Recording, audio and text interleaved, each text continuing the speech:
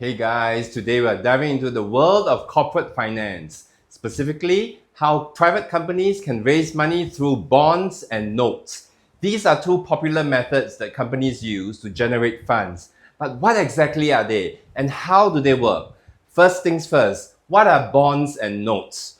Both are debt instruments that companies issue to raise money, but they have some key differences. A bond is essentially a loan that investors give to a company, and the company agrees to pay interest on the bond periodically, usually annually or semi-annually. And the company returns the principal amount at the end of the bond's term, which is known as the maturity date. Think of bonds as a long-term debt. Generally, bonds have a maturity period of more than 5 years. Notes are similar to bonds, but they typically have shorter maturities, often ranging from 1 to 5 years.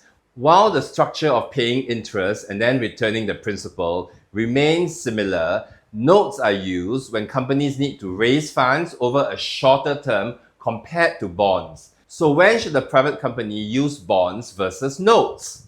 Here's a simple rule of thumb. Bonds are preferred for long-term financing, while notes are better for short-term or intermediate needs. Let's take a closer look at how bonds and notes work. When a private company wants to raise money, they issue these instruments to investors. They could be individuals, institutional investors, or even other businesses. When issuing a bond, the company promises to pay a fixed rate of interest, which is called the coupon, to the bondholders until the bond matures. At the end of the term, the company repays the bondholders the principal amount, which is the original amount that the investor put in. Let's say company X needs to raise $5 million to expand its operations.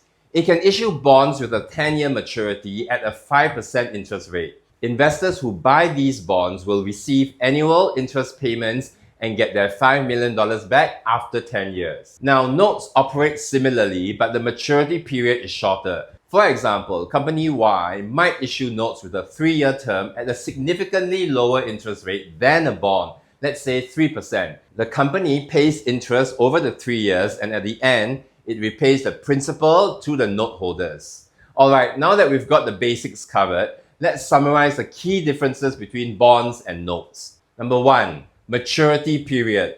Bonds generally have a longer maturity, 5 years or more, whereas notes are short-term debt instruments, often maturing in less than 5 years. Number 2, interest rates. Since bonds tie up an investor's money for a longer time, they usually offer higher interest rates compared to notes. Number 3, companies tend to use bonds for long-term projects such as large-scale expansions, while notes are often used for short-term needs like managing cash flow or smaller projects. So that's all for today. Thank you for watching. I'll see you in the next video.